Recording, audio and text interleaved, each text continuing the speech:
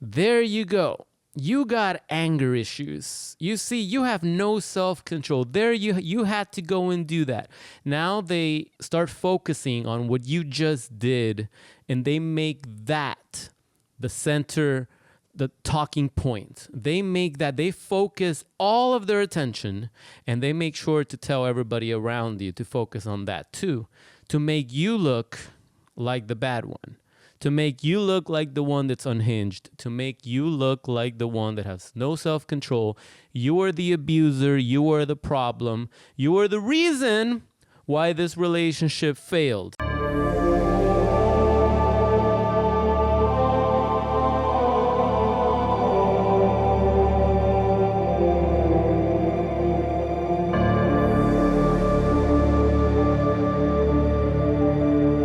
What's up, guys? Welcome back to Psychopath Exposure. I'm your host, Kita. Today we're going to be talking about reactive abuse. For those of you that follow narcissist communities, or rather anti-narcissist communities, I'm sure at some point or another you came across the whole reactive abuse theory. So let's talk about it and whether it's a valid form of abuse or not. There's so much information and misinformation nowadays in this topic that has seemed to have become so popular over the past 3 or 4 years, more than anything the last 2 years. I say this a lot on my channel. I feel the whole narcissist thing has become watered down and marginalized, like many things. So, but we're going to jump right into it. Reactive abuse, narcissist reactive abuse. So that's when the narcissist purposely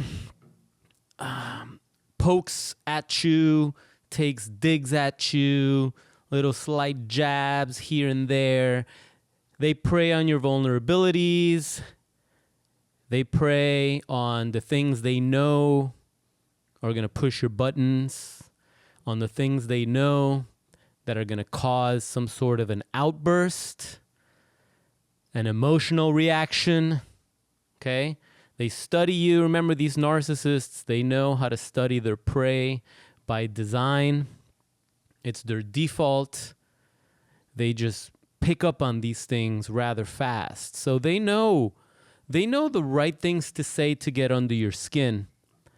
And they'll do it over time. And eventually, any human being that constantly gets poked at and provoked, if they don't know how to control their emotions, they're eventually going to blow up. They're going to have an outburst. They're going to just it's like they've had enough. So the narcissist uses this so-called reactive abuse to get that emotional reaction from you. And once they get it, okay, once you explode and you go into your own tirade and you go into your own emotional breakdown, and you start yelling and you start cussing and you get violent and you smash things, and whatever reaction you have that's making you look like you have no self-control.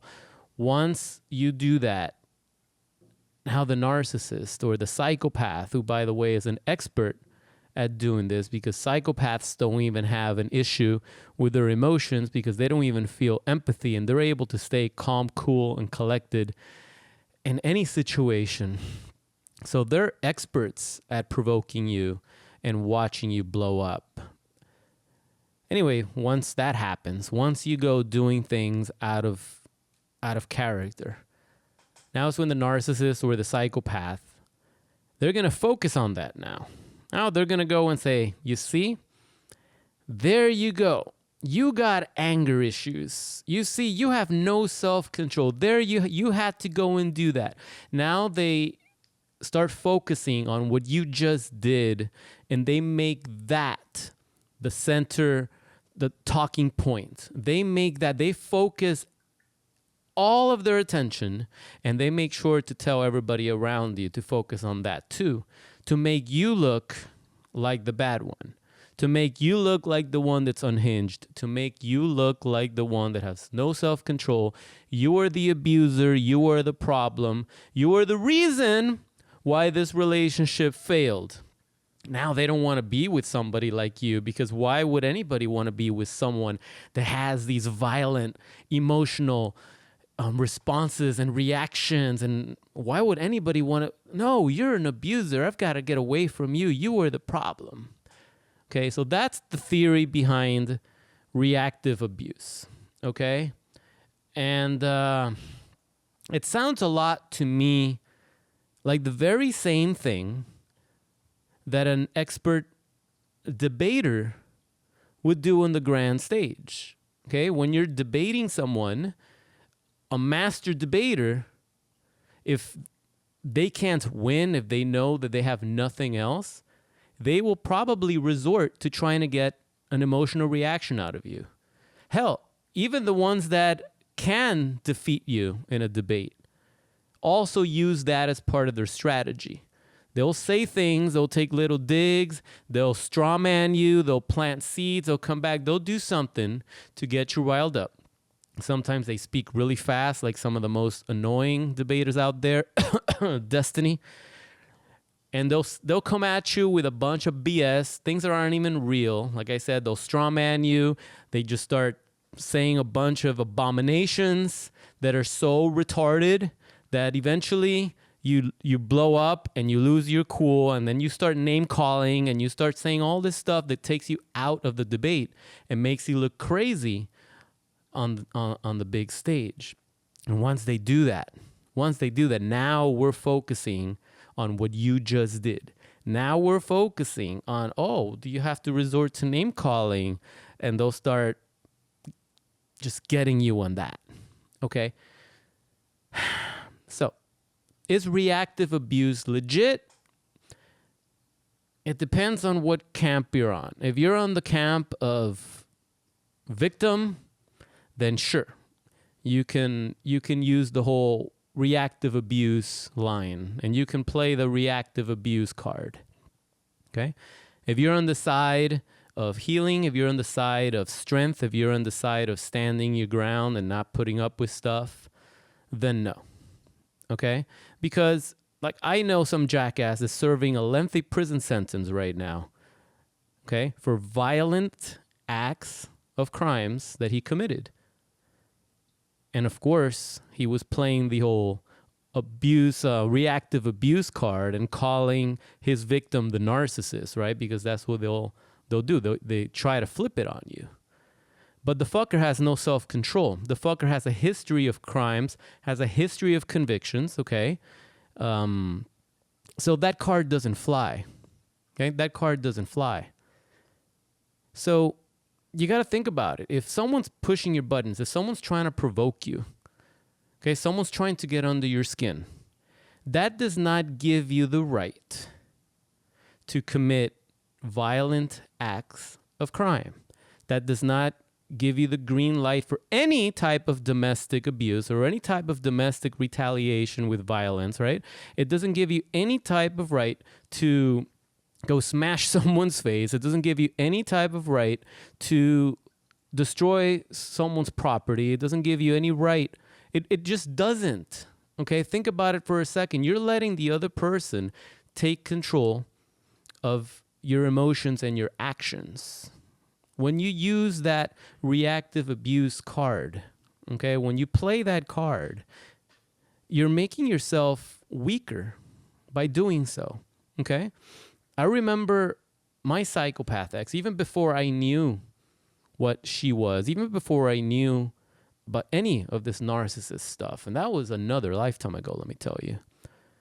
I remember towards the end how, she would do the same thing time and time again. And I remember the first time that I actually blew up and I started screaming.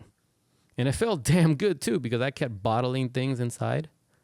But you know what? I screamed because I was calling out the stuff, but I wasn't calling her the names that I wish I would have called her at the time.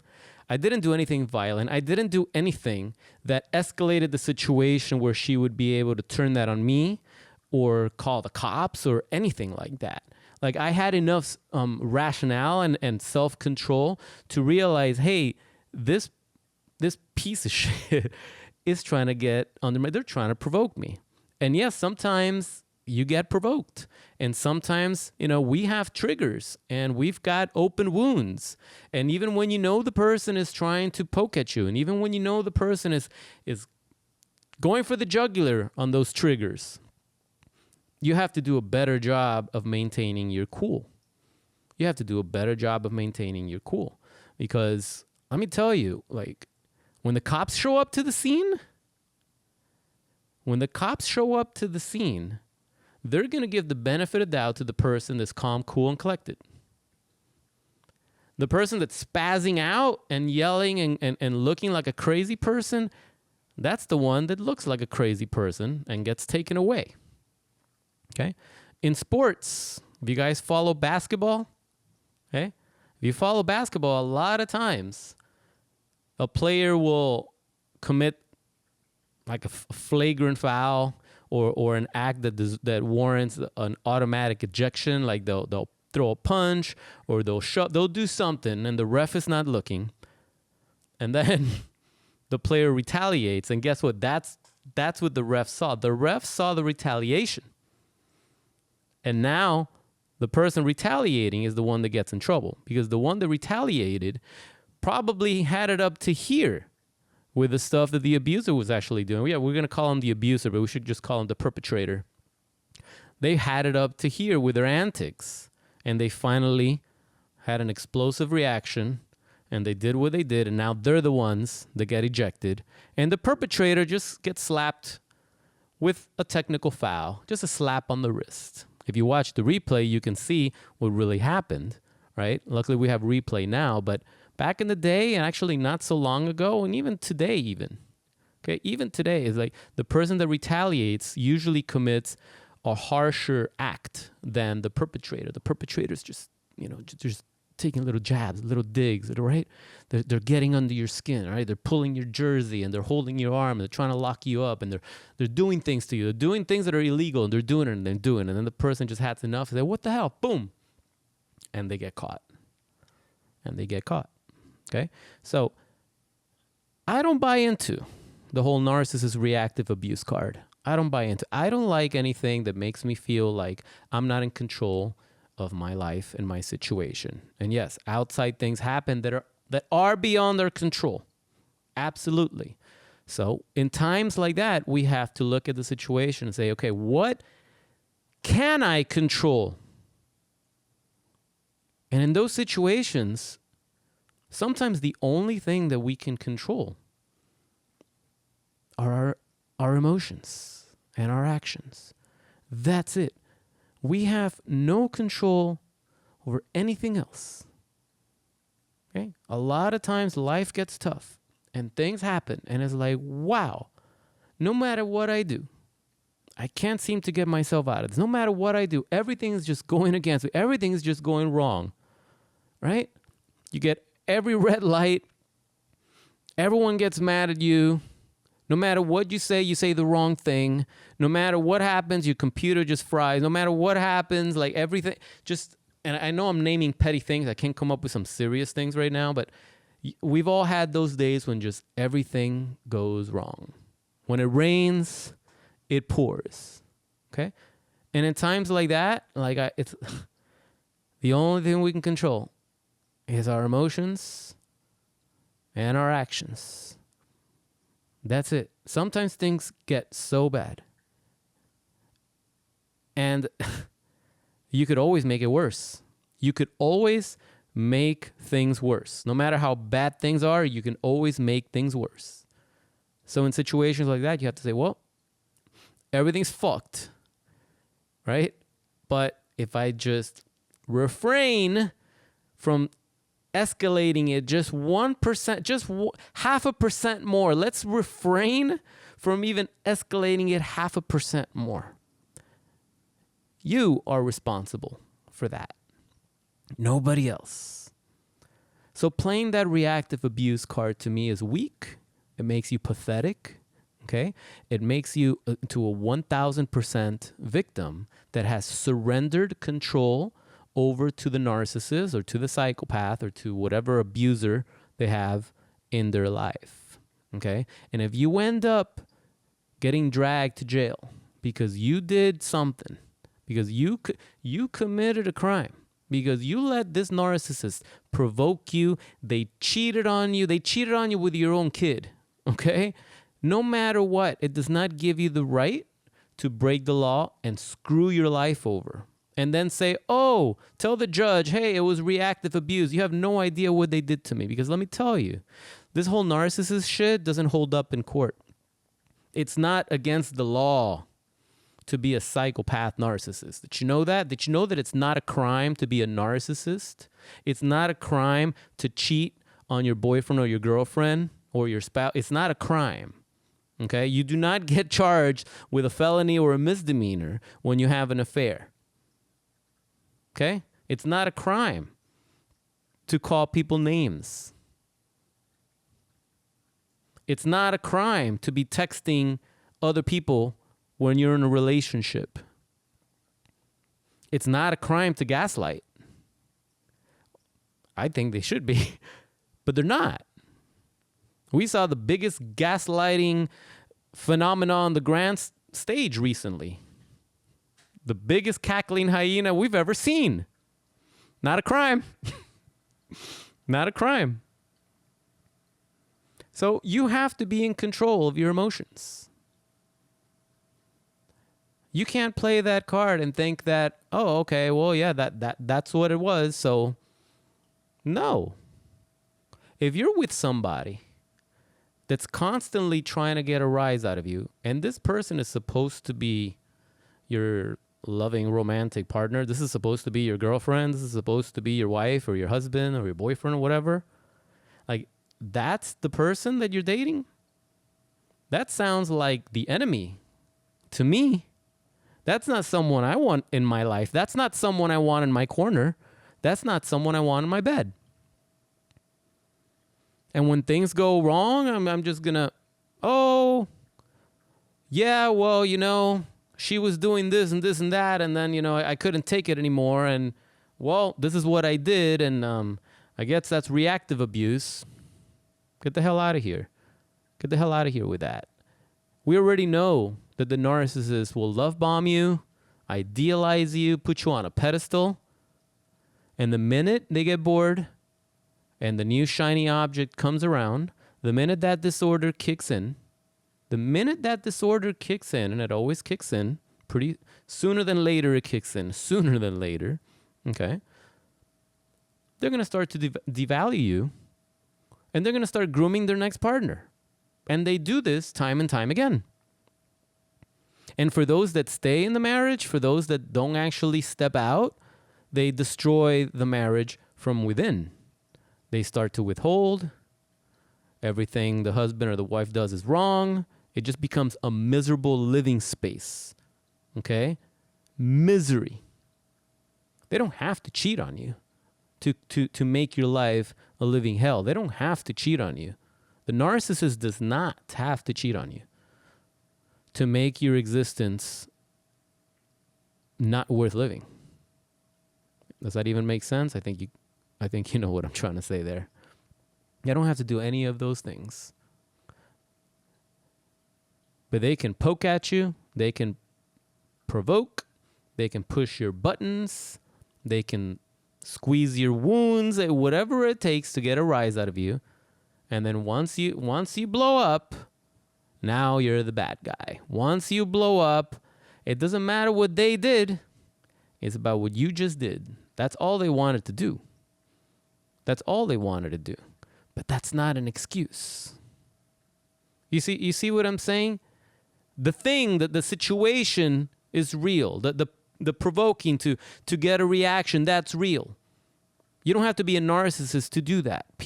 Normal people do that. Debaters do that. Even in negotiations, you'll do that. Whatever, you just having an argument with your friends, there's always going to be that guy. Someone may try to just get under your skin. If you're competitive, if you play sports, sometimes that's how you win. You got to get into people. I get into people's heads, believe me, when I'm playing basketball. I know how to get into people's heads and just ruin their game, okay? And you start talking, you start getting in there, and they lose their cool. They get pissed, they get angry. It's part of the game. It's part of the game, but you're not going to see them if they lose the game. They're like, oh, Reactive abuse. Yeah, it was on your head, fucker. Too bad. You know, Michael Jordan was an expert at getting into people's heads. Larry Bird, experts at getting in your head. They're not psychopath, narcissists or anything. It's part of the game. You try to get a response. You try to get an emotional reaction to throw them off. Okay? That's your problem. You have to learn how to work around that. You have to learn how, don't let them get under your skin. Don't let them rattle you like that. Because what happens when you do? You lose. You lose. How many times growing up did I see Jordan just totally take the superstar from the other team completely out of the game? They lost their confidence. They were in fear of messing up. They were afraid to shoot because they were afraid to miss, all because Jordan just knew how to just whisper in your ear and just get in your head. Whose fault is that? Now we're talking about a relationship. Okay, yeah, you're in a relationship. If your partner's doing that to you, get out of that relationship. Why are you still with someone that constantly tries to get an emotional reaction out of you so then they can just focus on that and make you look bad and rinse and repeat, and you're always the bad guy and you can never win? Why would you want to stay with somebody like that? So if you were with somebody, if you were with a so-called narcissist that did this to you, and then you got discarded and they're out, rejoice. Be glad they're gone. You don't want them back. You dodged the bullet. They're out of your life. Hell yeah, let's all celebrate the narcissist. The trash took itself out. All right? So that's what I feel about this reactive abuse theory. Let me know in the comments below if you guys feel differently. Let me know if you feel differently. I'm open to hearing all points of views, but this is how I feel. I feel that it's not an empowering move. I feel that it's a weak move. It's a weak card to play. You don't want to play that card. Work on controlling your emotions. Work on cutting people like this out of your life. That's how you're going to ultimately set yourself free. If you need help with that, man, how many times do I got to tell you guys? Reach out. I have a coaching program where we work one-on-one on solving these issues. It's not easy to get by on your own. I get it. I had a mentor that I would talk to every single day for hours because the brain starts to play tricks on you. Yeah, this was the person that you trusted. This is the person that you wanted to marry. Or for some of you, this was the person you were married to, and they betrayed you. It's not something you're going to get over the next day, right? You're not going to get over this the next day, but you have to take the steps that are going to help you move forward. Otherwise, you're going to stay stuck forever, and you're wasting time because once time is gone, you're not going to get it back. You're not going to get it back. So reach out if you'd like to get more information on how you can work directly with me on my coaching program. I have a link below right here. And if you have any more questions about this reactive abuse, if you want to share with the community how your buttons were pushed, how the narcissist provoked you, how they tried to get a rise out of you, how did you guys conquer that? Did you guys conquer it? Did you see what was going on? Did you see what they were trying to do? And you said, I see you, fucker. I see what you're trying to do. Nice try. Let us know. Let us know. Okay? So that's all I got for today, guys. So be sure to drop a like on this video if you liked it and leave your comments below. If you maybe want me to make a video out of something in particular that you're going through, that you're having a hard time getting through, that's related to narcissism and psychopathy and all the stuff under the cluster B umbrella. Okay? And I hope you guys had a great Thanksgiving. If you want to pick up some shirts or coffee mugs to support the channel, I have a link below in the description too to the official Psychopath Exposure store. Be sure to check it out. And as always, guys, love yourselves. Be good to yourselves, okay? And rejoice if the narcissist has left. All right? Don't invite him back. Hope to see you guys in the next video. This is Keto with Psychopath Exposure, and I'll catch you next time. Peace out.